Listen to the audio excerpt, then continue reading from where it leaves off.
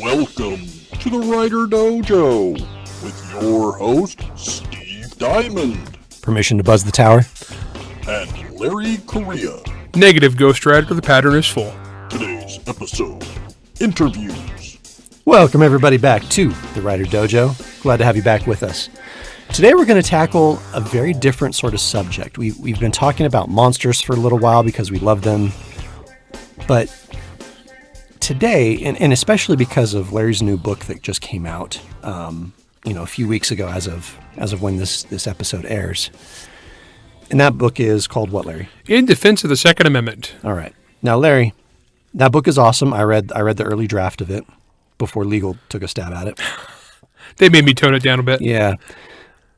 But the interesting thing that I've noticed is since that book came out, you've been on like 9 million shows. Yeah. All of them. Okay, so truthfully, I added it up. I think I've done 33. So 33 radio shows, as podcasts. of the recording of this. Yes, and I have more scheduled. Right. And more, actually, they're still coming. Because when you turn out that you're actually a pretty good interviewee, other shows will then ask for you to come on too. Now, that's important because you've been interviewed for things, I've been interviewed for things, and we've both done the opposite, where we've been the ones interviewing. Yeah, we've been the one asking the questions. We wanted to talk about that today. We wanted to talk about how it is to be interviewed, how it is to be the interviewing person. Well, and how to maximize it for your marketing. That's right. Because this is a writing podcast, so we're talking about this for people who are writers, aspiring writers. You're going to get interviewed. It's a guarantee. Yeah, you're going to get interviewed by review places. There's a lot of things on the internet where it's a podcast or something where, in fact, I'm doing one again tomorrow, but it's for helping another writer do his book launch. Oh. Peter Nealon. I'm going on Peter Nealon's podcast just to kind of like help promote. Good show. He's a good dude. And so there's going to have to be a lot of opportunities where you guys are going to need to go on camera or on audio and present yourself and your products. So today we kind of want to help you guys get better at that because it is a great marketing opportunity that you all have. Now, one of the benefits that Larry and I have is we've done this a lot. And frankly, doing this podcast just facilitates that even more for ourselves. Oh, yeah. After doing, I don't know how many hours of this podcast now. Over 70 episodes. Yeah. At this point, yeah. 75 episodes, something like that. Me going on live radio and drive time radio somewhere around America or a TV show. I've been on the most I ever did was I did a Fox News thing once and I think I had like 2.5 million viewers live.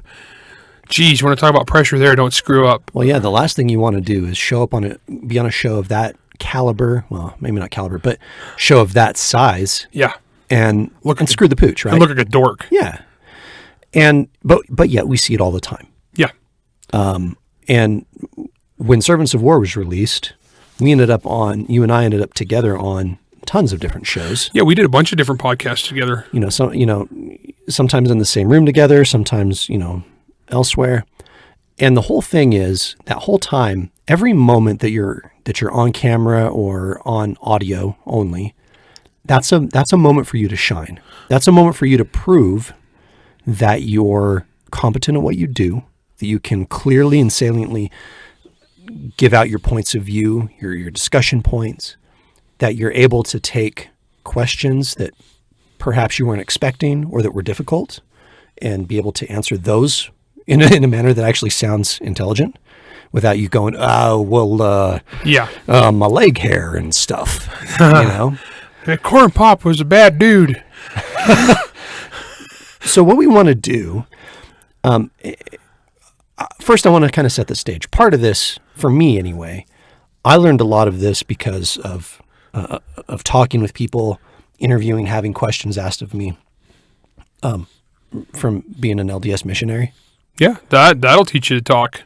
And so, we had no choice. You were always talking with people. You had to, and frequently you were being asked weird random questions that you had no idea what they were talking about. Talking to strangers. That's right. And then after that, for me anyway, I learned a lot by being in sales, by managing a bookstore. Yep. I had to know if I had a book, I had to be able to know everything and anything about that book and how to pitch it to someone and any weird questions they had. Yep. And then, as you go on from there, there's so many different things. There's so many different aspects and opportunities for you to show who you are. But I think also as an author and as a professional, one, yes, you are always going to be interviewed. Two, you're always going to end up on panels at conventions if you go to conventions. Which is a similar kind of idea. Which is the same thing. A lot of the stuff we're going to cover will be similar. It's very similar. So that's kind of how I have gone into this. And when we talk about, first, I want to take the first half of this episode to talk about being interviewed, and the second half of the episode to talk about doing the interviewing. Yeah. And that's where, in the writer context, that's where my quote unquote, my certain set of skills has come about by being the guy that's always having to moderate everything. Right. Okay. It's a good skill set. So Larry, first I want to talk to you. Okay. I want to talk to you about being interviewed because you've done this a gajillion times over the past few weeks. Oh my gosh. I So- said 33. So my first question to you then is, what is the one, I guess I should rephrase. What is the one thing that you found in common with most of these interviews? Okay. I would say the most important thing, honestly, is let your personality shine through. Mm-hmm. And you need to be yourself, but be an enthusiastic, knowledgeable self. Okay. Because when you're selling a book on the radio or a podcast, the only glimpse into like your quality of your product is you. They're not going to read the back cover blurb over the radio, right? They're not going to look at the pretty cover. It's just you and your words. Now, what sells this is going to be you sound like the kind of guy they say, "Wow, this dude knows his stuff," or "Wow, this dude sounds fun. This dude sounds cool." And you guys have all heard this. Like, so if you're listening to the radio or listening to something and they're interviewing an author and he's shilling for his book, and I'll get into some tips and specific tricks here, but if the guy sounds monotone and boring and dull and... This is my book. It's about... It's got an in-depth teenagers. breakdown of the statistical anomalies concerning the subvariance of... Oh, gosh, kill me now. I've already changed the station. That's right. Okay? No. But if I'm out there and I'm talking about, hey, this is what I do. I'm a novelist. This is my background. I was trying to accomplish this, and this with my book in defense of the Second Amendment, because you want to drop the title in there as often as it organically sounds cool. Because a lot of times the host won't do it for you. So make sure you do it smoothly. Don't be every sentence saying the name of the book, because then you come off like a shill, and no one likes shills. It's much like in some of our previous episodes on monsters, where I'd say, well, look, in our book, Servants of War, here's what we did. We did this, and this. Yeah, in fact, the one thing I don't do enough, and I actually had a woman who has interviewed 1,500 people. She's conducted 1,500 interviews. Ugh. And I was actually number 1,500. Oh, congratulations! Yeah, which is actually kind of cool. But she says she's like, hey, you're a great interviewer, but the only thing I would say is you need to say the title of your book more. Oh, that's interesting. Which is funny because I thought I was doing it a lot, but apparently I was. To her, she's like, you can cram it in there more. And it's like, being honest here, guys, if you're trying to sell your product, they're driving their car usually, or they're working, or this is on in the background. And it takes the human brain a couple tries to remember the name of something. That's fair. And so you need to get that out there repeatedly. But don't go whole hog where it's every sentence, you know. But and so be careful with that. But yeah, so it was actually, she said, yeah, you're a great interviewer. You're fun. You got a lot of energy. There's a lot of stuff we're going to talk about tonight. She gave me feedback, but she's like, but yeah, make sure you get that name of your book out there.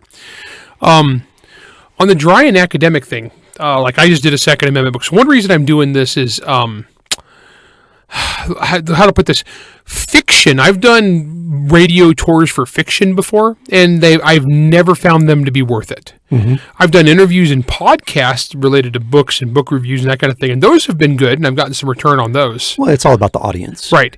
But like drive time radio, but you're talking about a fiction book, nah, they don't care. And you don't get booked that often either. But like I just did a non-fiction book on a political hot topic, especially hot topic right now, because while you're listening, the ATF is screwing everyone in America. We try not to get too political on this show, but you all are getting screwed right now. The ATF is doing very bad things. But So I've been talking about this a lot on the radio because it's topical, and so I've probably been scheduled an order of magnitude more than when they try to push me doing fiction. But most of our people are fiction writers, and you will have these opportunities still. When you're on a podcast and you're a guest and they've invited you on as a book thing or a book review thing or a fantasy thing or a sci-fi thing or something like Blasters and Blades, a show like that, or when we went on with Sean Patrick Hazlitt. Oh, yeah. You know, if you're on a podcast like that, it's going to be a little easier for the audience to know what your book is because oftentimes they'll have a picture of it. They're going to have like a link in the comments. So it's not quite as vital to continually hammer the title of your book. Yeah, if there's a visual aspect to the podcast, you know, it's broadcast on YouTube or whatever. Like I was on a Rogues in the House podcast. Yeah. Back at the tail end of Yeah, you really like those guys. Oh, they're awesome. Yeah. But during our whole interview, they had the book up on the screen, right? Yeah. The book cover, because it was visual. So no reason for you to hammer the title. No. I just point at it and I'm like, yeah, look, that cover's cool. Yeah, that's the book. It's right there. Click on it. But if there isn't a visual aspect to it, then yeah, that woman's point to you makes a whole lot of sense. Right. So if I'm on drive time radio, and a lot of the stuff I did is live, so you get one shot, and don't screw it up. And I'm on drive time radio. I'm gonna like reiterate the product. My name. I won't say my name, but the hosts are usually pretty good at saying your name. I had a lot of hosts mispronouncing my name, and I didn't really correct them because hey, they're pronouncing it what sounds like it's spelled. That's cool. If they're gonna punch it into Amazon, that's fine. It still works. On live radio, be prepared in advance mentally. Yeah. If you're being interviewed for something, you get one take and it's going out. Be prepared. So before you go on, think through what are my points I want to hit? What do I want to accentuate about my product? What is it that makes me cool? What makes me special that makes somebody want to go spend $25 on this hardcover, right? Well, and sometimes when you're being interviewed, you will be given the questions in advance. Yeah, sometimes. Not all the time. No. And sometimes they throw you a curveball. Sometimes you think you have the questions in advance and you do not. And actually, I do pretty good on the radio. I do pretty good on live radio. Plus, for this topic, is a topic I know like the back of my hand. Also, I keep up on current events, laws, changes, that kind of thing. Well, I went on so many stations that I actually didn't know where I was at any given time because you'll get a notification like you're going on AM 5:30 in whatever in Denver, Colorado, or Phoenix, Arizona, or Tampa, Florida, whatever, right? So sometimes I know, but other times I don't know or I forget because there's been I did 8 of them in one day. And on that one, I don't know. So one of them, I didn't realize I was in a state that actually has just had this law and big lawsuit go through. It was New York. And so the New York station is like, hey, so what do you think about this and this and this? And I froze because I drew a complete blank. Because you can understand, I've been keeping up with this. There's 30 pending court cases around America. So what are they? They're like, what do you think about so-and-so versus Hochul? And I had a moment of, which one is that? And so for that one, I sounded like an idiot. Yeah. Because I did, and because I vapor locked.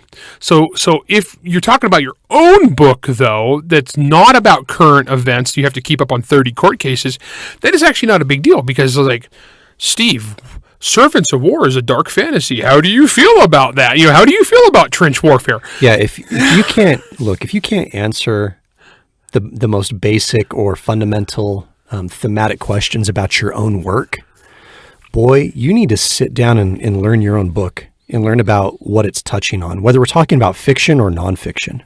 You have to be prepared. Like you said earlier, you need to be mentally prepared for this. I'll tell you guys about, well, actually, this is a little bit longer, so I'll tell you guys after the break, but I had one time when I was doing for one of the Son of the Black Sword, might have been House of Assassins, might have been Son of the Black Sword, whatever it was 2016. And I was doing some radio interviews while I was on book tour. So I was bouncing around America, flying to a different city every day. So I'm exhausted anyway. I'll tell you guys after the break. Oh, right. No, we got time. You can tell. All right, we'll do tell it. it right now.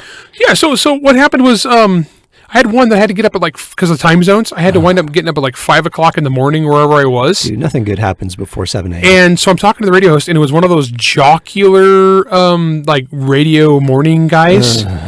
And here's the kicker. All the radio interviews I did were 2016 leading up to the election.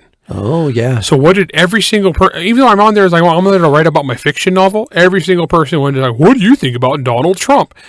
Well, I'm here to talk about my fantasy novel that I'm trying to sell. I really don't want to like talk about that at all. I think Ashok would totally kill Trump in a fight. Ashok would kill everyone in Washington, D.C. because they're dishonorable dogs. It wouldn't even be much of a spectacle. Ashok could be they're all lawbreakers. And then boom. And then actually then I'd write that book. That'd be great. And then the Secret Service would arrest me. But the thing is, I had this one radio station where I had done this so much, and I was 3 weeks into a book tour, so I had been in a hotel every night for 3 weeks. I didn't even remember what city in America I was. It's pitch black outside. I'm lonely. I miss my family. Dumbass radio shock DJs asking me about Donald Trump. I don't give a crap at this point. I don't want to. And I actually got kind of lippy with him. and then he would ask me like these stupid like loaded questions, like political, like trying, and it wasn't like a friendly interview either, because it was like it was some blue market, blue city, and I'm a Republican, and he was trying to get me to say dumb stuff, and I would just give him these terse answers, and then there'd be like an awkward pause, which is like the kiss of death in radio. This I'm lucky this wasn't the end of like Corinda letting me do radio interviews, but at this point I was just so sick of the crap. Right? And he'd be like, and I'd be like, no. And even on the podcast, you guys heard that. And then at the end, because at the end, like they're done, and there's a sound on the radio where they disconnect you, and then they're still talking. And he's like, well, gee, some people just don't know how to have a conversation. I was 3 weeks into book tour, my thin veneer of civility is just gone, guys, for dumbness. Yeah, so that was basically the story. That's how not to do it. If you're given an opportunity to talk to thousands of people at once, don't do that. Yeah, I mean, you have to look at every interview as if you can potentially win some folks out of it.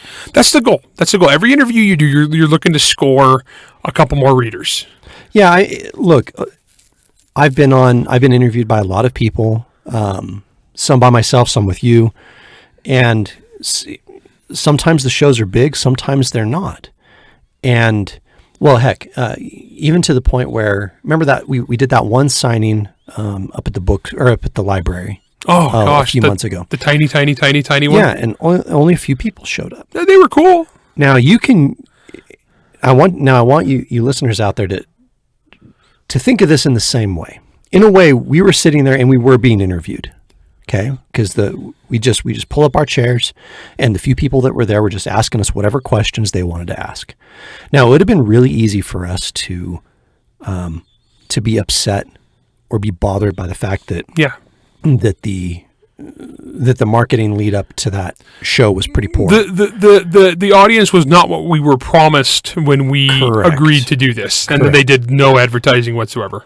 And yet, we still showed up, and we did the right thing. One, we had fun. Oh, the people there, the handful of people there were all super cool. They were all awesome. We answered their questions, and they were appreciative.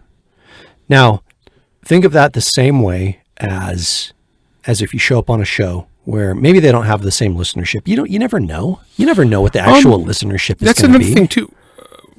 You actually don't know. I was surprised because it's not like you look up every radio. It's like when you're doing a radio tour, it's not like I look up every radio station to see. And there's some that kind of surprise me. Like I'd be on one and it's like, Podunk, Iowa, somnambulant county AM radio farm channel. Okay, maybe I sold a book off that. But then the next one, I have no idea. It's just some dude's name. And it's like, oh, hi, I'm on 500 stations. My podcast gets a million downloads. I've been on Joe Rogan, and it's like, oh, okay. It's like, yeah, well, you're kind of legit. Holy cow. Cool. I'm really happy to talk to you. And so there's different levels of pressure there. But honestly, guys, you just do the best you can with your personality. And it goes back to the stuff I said earlier. Don't do what I did to the morning shock jock. I am not a perfect man, so I will use examples of my failures. I'm not going to sit up there and tell you guys I do everything right. No. Learn from our failures. Learn from our mistakes as well. I let my personal grumpiness and 5 o'clock in the morning attitude get to me on that one. All right, we're going to take a quick break, and we come back. We're going to shift the conversation a little bit. We're going to talk about interviewing people. We'll be right back. Hello, everybody. Producer Jack here.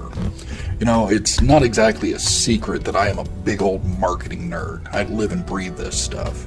And I have to say, one of my favorite podcasts about marketing that you should be listening to as well is called the Novel Marketing Podcast. It is specifically related to more effectively marketing your books. They did a series called the 10 Commandments of Book Marketing. Over the next few weeks, we're going to touch on these commandments. The first commandment is, love thy reader as you love thy book. What exactly does that mean, and how do you go about following it? I highly encourage you to visit their website and listen to their podcast to get the full story. Visit authormedia.com or look up the Novel Marketing Podcast for more details. Seriously, guys, you need to check this out.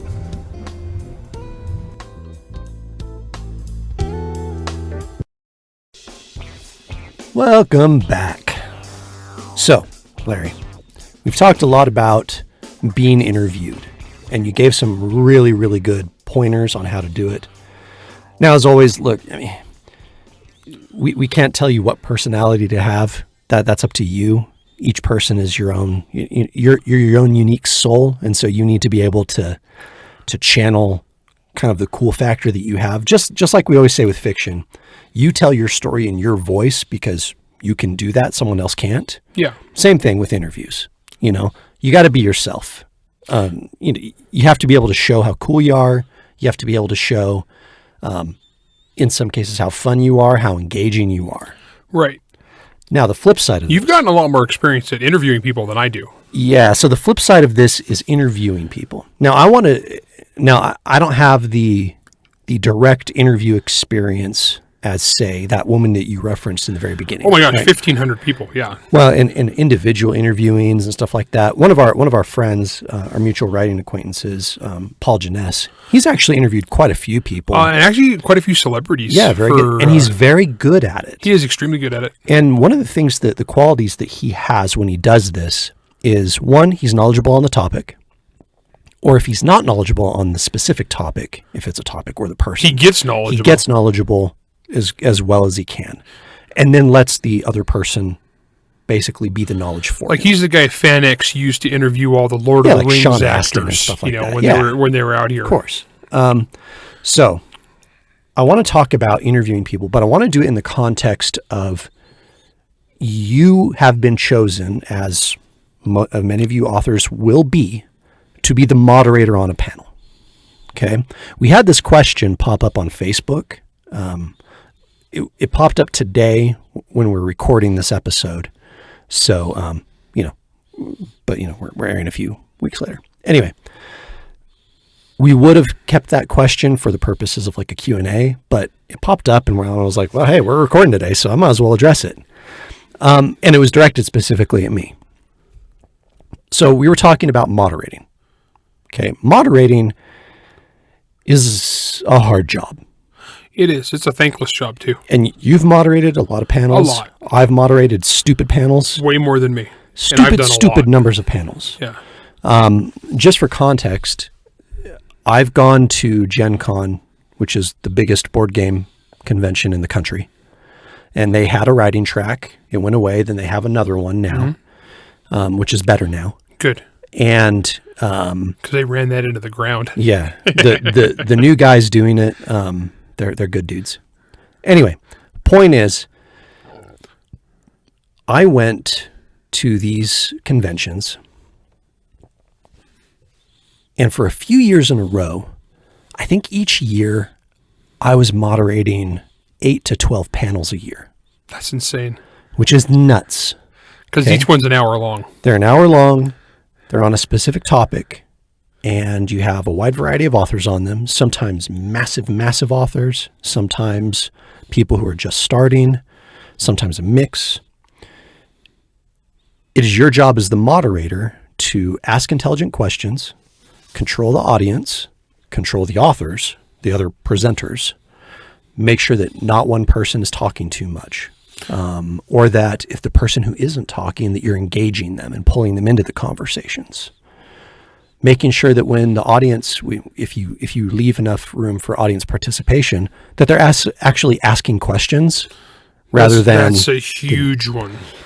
So Because sometimes about interviewers, the audience is the worst interviewer. they're always the worst interviewer. Yeah. The audience is always the worst interviewer. Here, I'm going to take 4.5 minutes to ask this one question in an hour-long panel, and it's mostly going to be describing my own book. And it's just a statement. Yeah, and it's just a statement. And then, It's like, what's the question? Oh, I just wanted to see if that sounded cool.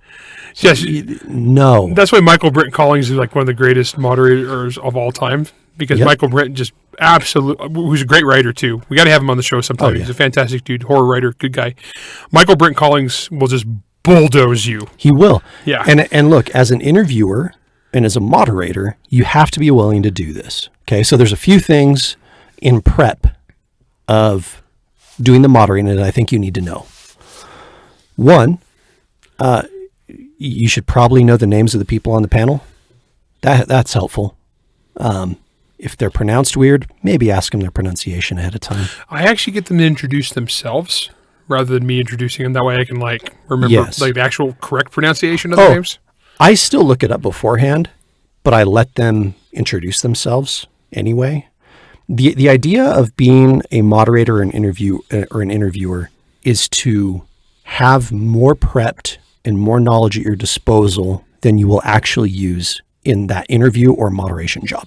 Yeah. I've found that varies greatly on professional hosts. So not panels, but like the amount of prep they do, where most of them don't do any because they're doing so many segments with so many guests that they really only have like a paragraph of information about you from the publisher. So it's whatever you presented for the publishing house, the publicist. Others shock me. Where I come on, they're like, "Hey, yeah, so I read your whole book this week, and this is the lead up." He's like, "I want to talk to you about this, and this," and you're like, "Oh, okay, yeah, that dude brought his A game." Well, and it always leads to a better conversation. It does, yes. And here's the thing: the amount of prep that you do, whatever the topic is. Say the topic is writing tie-in fiction, okay? And I'm using this as a specific example because when I went to Gen Con earlier in 2022... Well, it's a big business thing there. That's a huge deal. Yeah. I've done a little bit of it. You've done more, obviously. I would say that I would bet most media tie-in deals for gaming stuff is probably made at Gen Con. Oh, yeah. For sure. Yeah. But on this panel, I had like Ari Salvatore on the panel, okay, who's like entire big career. Big deal dude. That dude's a big deal. Yep. Now, there's two aspects. I'm going to pretend for a minute that I had been asked to moderate that panel in advance, because that's not what happened. But let's pretend that I had. Yeah. Here's the normal steps that I go through. 1, I look up the people on the panel. I see what they've done. Doesn't mean I go I review their entire backlog history or whatever. No, they're just not dime. Nope. I just want to see what they've done. If it's Bob Salvatore, I don't need to look that up. No, I've read his stuff. I grew up reading his stuff. Yeah, exactly. Or like if I was on a panel with Terry Brooks, which I've moderated him as well. Mm-hmm. Okay. I don't need to look him up. No, he's Terry Brooks. I mean, the guy's a cover quote for Residue. I know the deal. Yeah, he's awesome. Okay. So I looked them up. I look at what the topic of discussion is supposed to be. I pull out probably, 7 to 10 potential questions that I can ask during that panel. If possible, if there is a very specific question I want to ask a specific person on that panel, I will write it down ahead of time so that it's tailored. But sometimes you don't get that. And the reason why I always say have a bunch of extra questions, you're typically only going to be able to ask 5 to 7 questions in an hour-long panel. Yeah, and it depends on how long some of the people on there will talk. Yeah. But, and that's another thing. The number of people on the panel and who they are is very much going to determine the number of questions that you ask and how detailed of questions you ask. Yeah, absolutely. So I was one time I was on a panel that I think it was Brandon Sanderson, Pat Rothfuss, Mercedes Lackey, and Larry Dixon. Yeah. I asked 2 questions. Yeah, I know you're just going to turn them loose. And look, there are some battles that aren't even worth One of those fighting. questions, when are you going to finish that book, Patrick? No, I didn't ask that question because I'm a considerate. You're a good interviewer, Steve. Actually, I just didn't get time because of Misty and Larry. Yeah. So I prep as much as I can. I look them up and stuff. I have bios that I think of, or that I read and I look at, because I need to know more about them than they think I do. And the audience needs to look at me and go, oh, okay, this guy has obviously done his research. He knows who these people are, and he's asking them questions that I think are cool. That's important. Yeah. That's very important. You are actually probably one of the best moderators there are in like all of fandom. Like, honestly. Oh, thanks. Well, no, for real, though. I mean, the prep work that you put in is better than like 99% of people. I mean, because I do a little, but not much. And then I get drafted so often that like a lot of times I'll be, hey, Larry, would you moderate this? Now, this is a whole different game. And I'm like, okay, what is it about? Yeah. Sexy mummy paranormal romance. Okay, whatever. Got it. Done. I'm on it. Okay, so then you arrive at the panel. Okay, you sit down, everyone shakes hands like, yay, who's the moderator? And I raise my hand because it's always me. And we start talking. And the very first thing I say, and I recommend every moderator do this, and again, the level of preparation that you've done will enforce and give the audience buy-in that what you say in this next part matters, and it's true. It's all psychological. Yeah. Okay. So I always say, hey, I'm Steve Diamond. I'm going to be your moderator today. I'm super excited to be with you. I'm super excited to have these awesome guests up here. Now, you've come to hear them talk. I'm not going to talk that much. I'm just going to ask questions. But here's the thing. I need you to respect them. I need you to give them the time because they're the experts, and I want you to listen to what they have to say because they're the experts. They're up here. Cool? And everyone's like, yay, you're the best, Steve. Yo, we love you. That's how it goes, right? Yeah, totally. And then I say, okay, at the end of the day, or at the end of the panel, I'll try to give you guys some time, conversation pending, and you can ask questions. I said, but they will be questions. If it's not a question, I will cut you off. And I will tell you to sit down. I said, because that's not respectful of the time.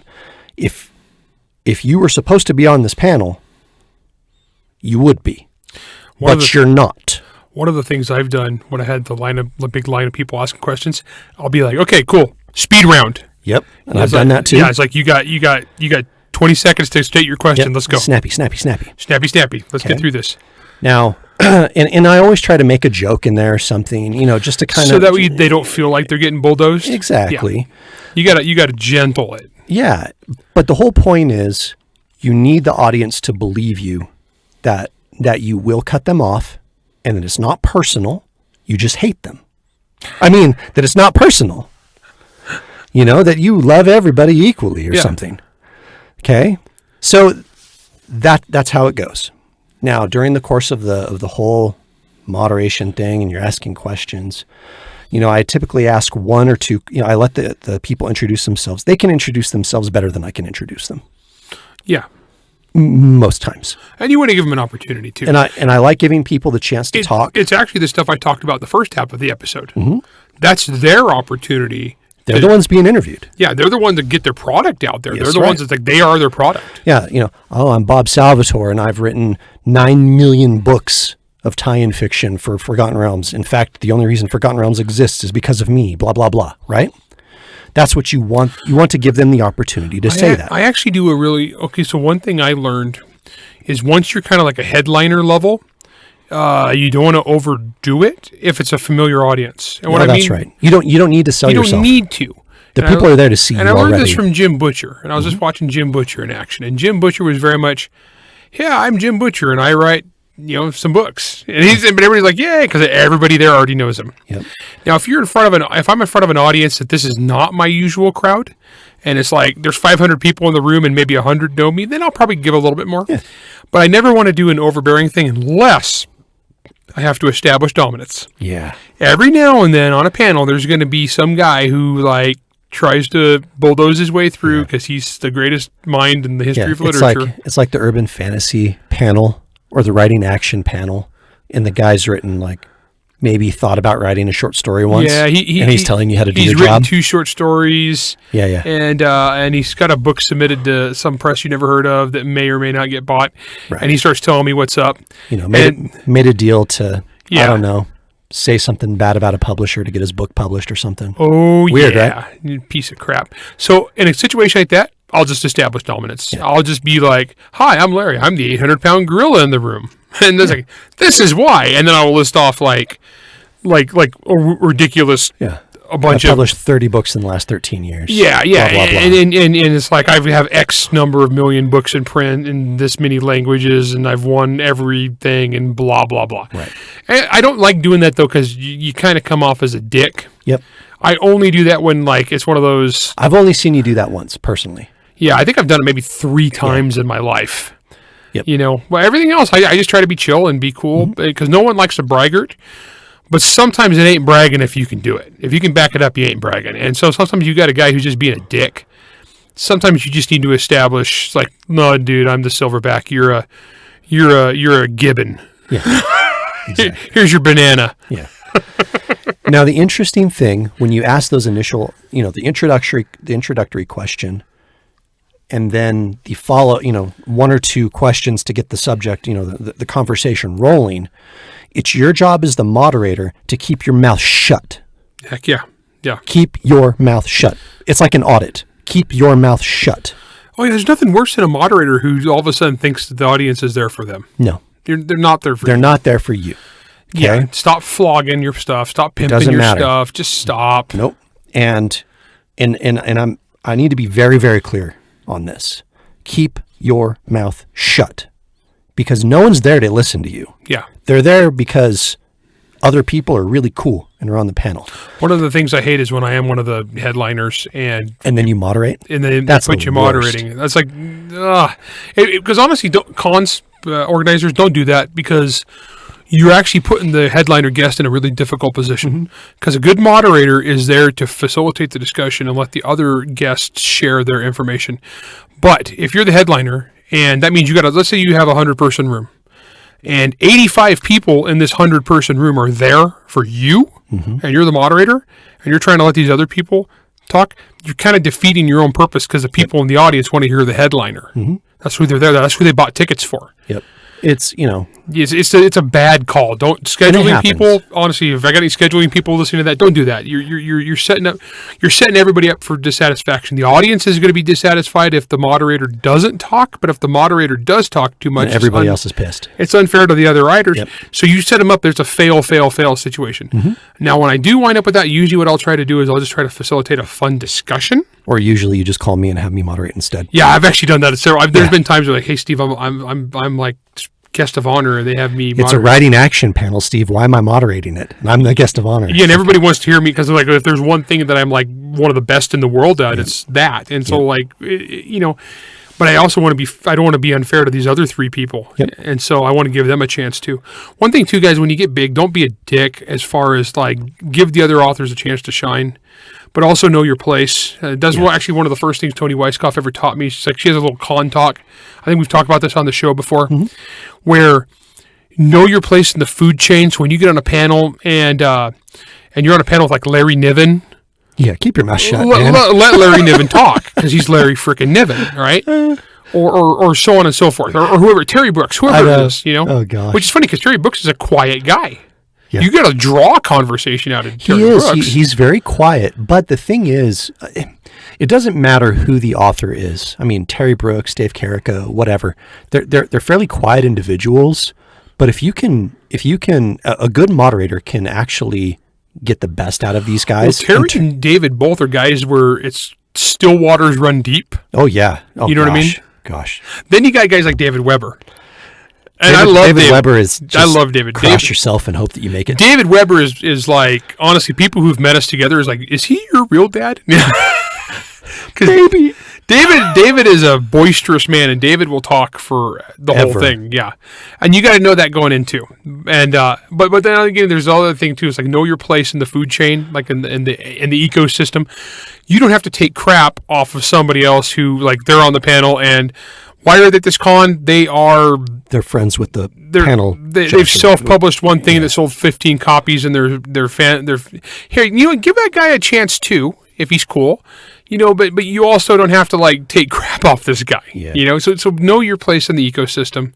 So yeah, I was going to say there's actually an issue right now because I'm in the process right now as the time we're recording this where they're currently trying to get me kicked out of another con. Yeah. And we had that episode, Don't Negotiate with Terrorists. It's that same thing again, same exact thing. Right. And it's interesting to me. So cons that lose their way, it's like if you have a guest of honor, and then and the guest of honor's opinion and feelings don't count. In fact, the person who is selling like artisanal dog crap sculptures and because they're in an artist table, their feelings count.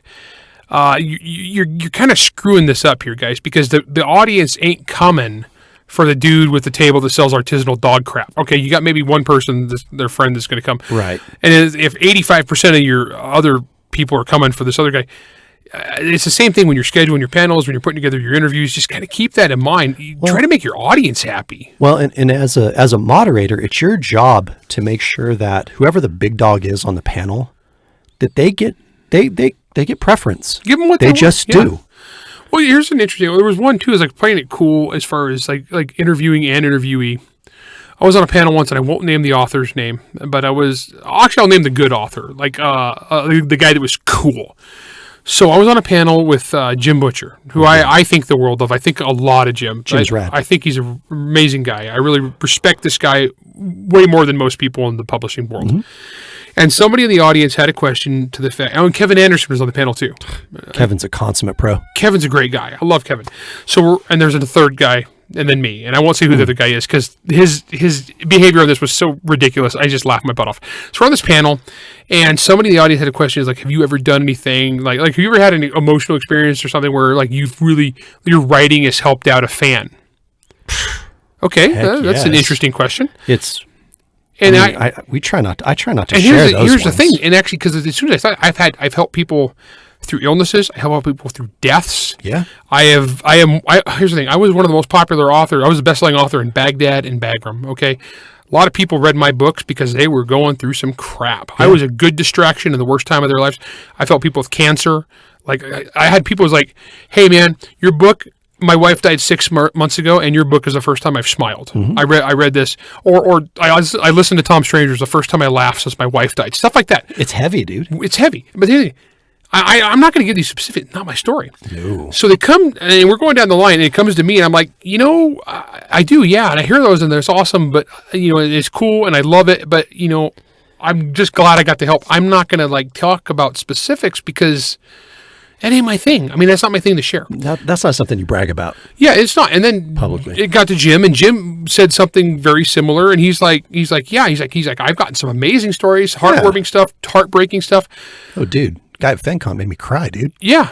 Oh, yeah. And then the thing is, and then there was also and Kevin, same thing. He's like, yeah, we all have. Then it came to this other author, who I have since dealt with in other aspects of the guy, and he's fairly famous, but. He went on with probably what was the single most self-aggrandizing story I've ever heard in my life from a human being. I'm not talking about authors. Yeah. I'm talking about just in general. This dude, if you were to listen to it, this guy was a cross between Jesus Christ, Mother Teresa, Gandhi, and Buddha, and Dr. Martin Luther King rolled into one.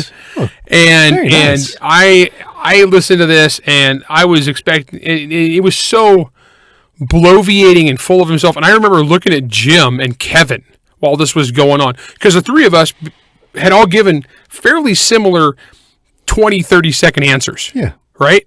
And we're looking at each other and we're like, huh. And this guy goes on and like he saved the life of this kid who was going to, it was like the most self-aggrandizing bunch of crap I've ever heard. And I just remember the visceral...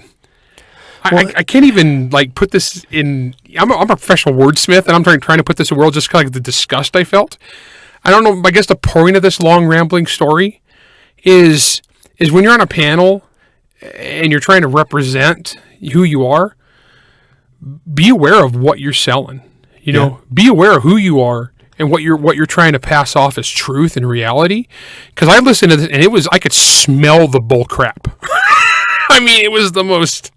Well, and as a moderator, it puts you in a bad spot when an author, especially if they're not like King Kong on the panel, you know, Yeah. it puts you in a bad spot as a moderator, because then you have to be the bad guy. And look, as a moderator, you have to be willing to be the bad guy. Oh, you have to. Absolutely have to. Okay, remember my promise, or remember the statement that I say I make as the panel starts. Okay, I have to be willing to put up or shut up, right? Mm-hmm. FenCon. Okay, there was a guy. Actually, I was drafted to do a marketing panel. Oh, that's right. Yeah. Because producer Jack. Well, he suggested the panel. They were going to make him moderate, and they made him moderate. Which and he you know he was talking to Larry, and he's like, man, this is kind of Well, sucky. you guys have heard producer Jack on the show. He eats, sleeps, lives, and breathes marketing. He knows That's his real job. He knows marketing loves better. My degree is in marketing. Yeah. He knows marketing better. He's forgotten more about marketing than I'll ever learn. So this guy as a moderator is a total waste. It's a complete waste.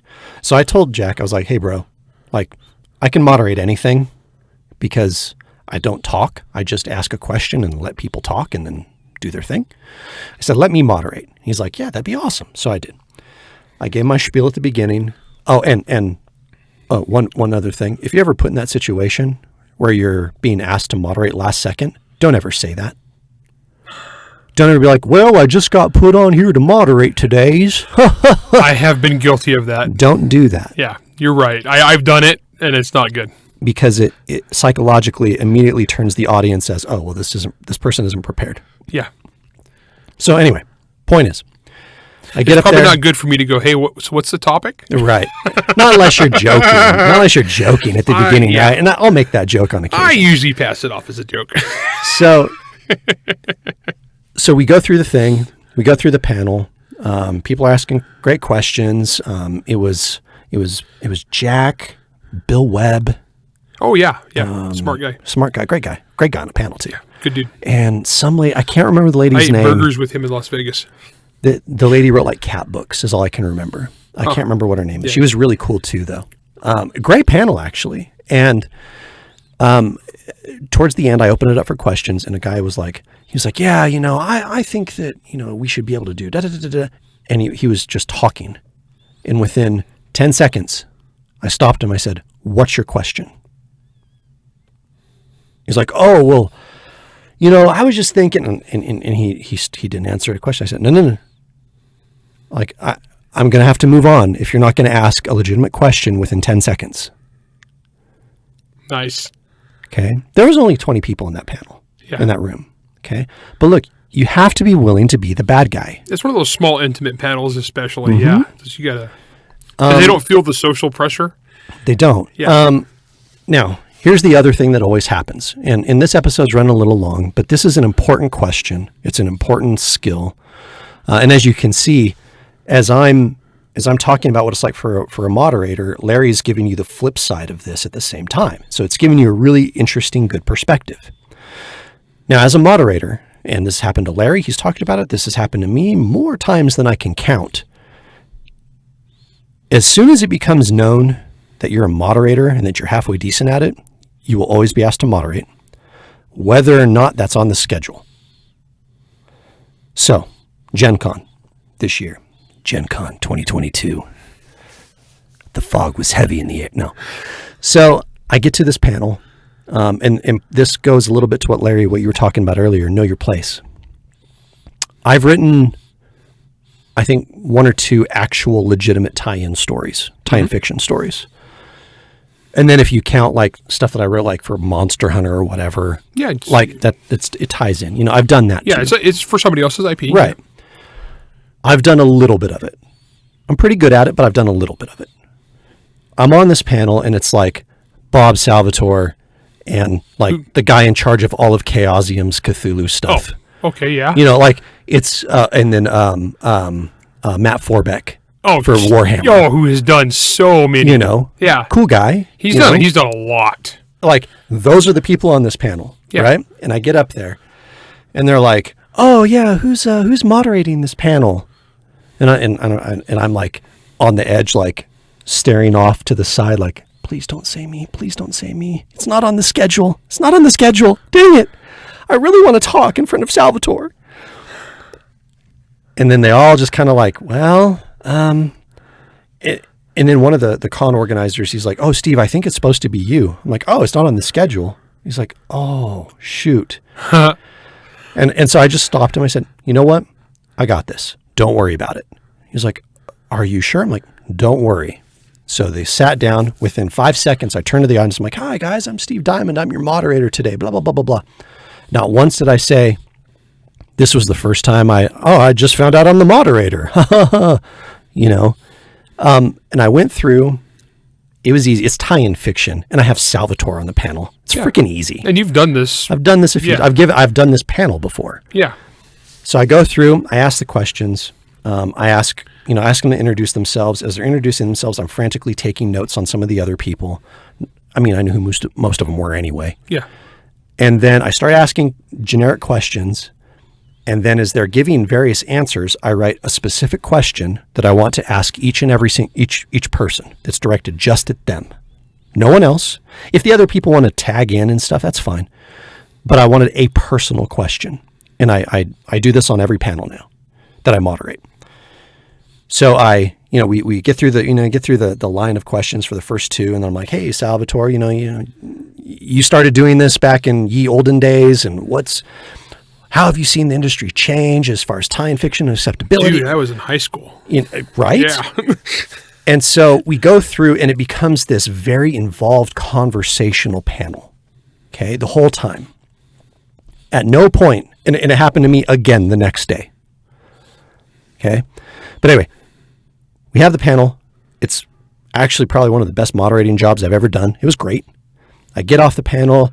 All the people come over to me, and they give me the look like, "Dude, that was awesome." And Salvatore comes over to me. He's like, "Dude, that was a great job. Good freaking job, dude." And then he walks away. And then Bob Salvatore's wife comes up to me and says, "In all of my years of seeing my husband on panels," she's like, "that was one of the single best moderating jobs I've ever seen." That's a huge compliment. That's pretty dang cool, man. And then the next day, I'm on a panel with Bob Salvatore again. And once again, "Well, who's the moderator?" Oh, gosh. And from the other side of the table, I see Bob Salvatore lean in. And he looks down at me, and he's like, he just kind of gives me a nod. He's like, "You want to do it again for me, buddy?"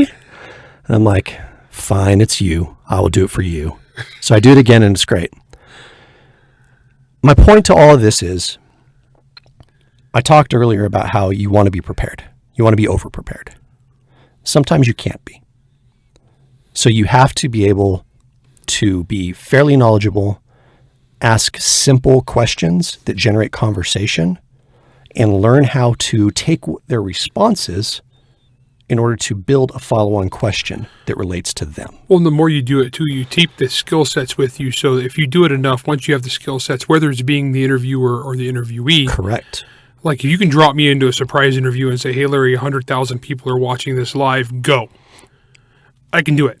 Because what we used to say, the 7 Ps, prior proper planning prevents piss poor performance.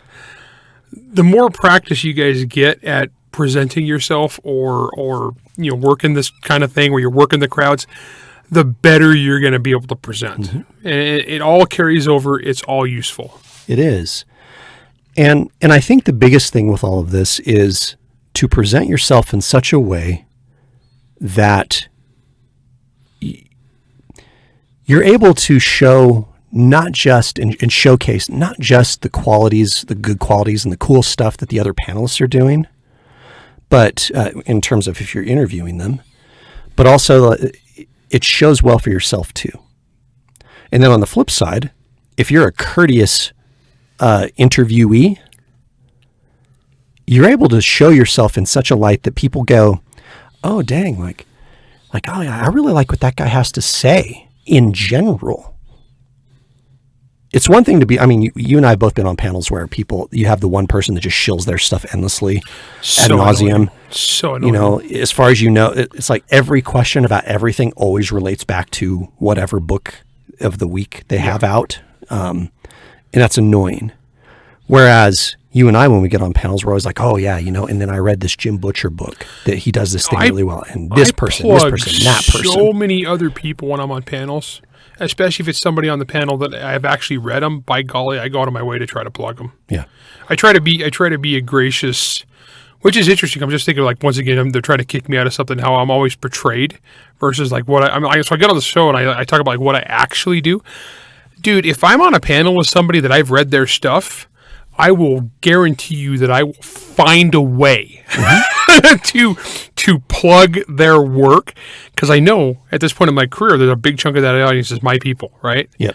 And if I'm on a panel with somebody that I can plug their work, by golly, I'm going to do it like every single time. And I just think that's the courteous thing to do. It's the idea of building a community, and Yeah. what you guys haven't realized, but I hope you do now, is the process of being interviewed and interviewing someone else, that kind of relational process.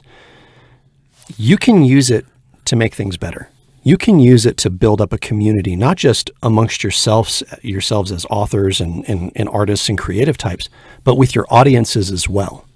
Those 500 people that show up for the Larry Correia panel on writing action, okay, if I'm on that panel as well, I mean, I'm probably moderating it, but if I'm not moderating it and I happen to be well-spoken and intelligent, and I reference cool things,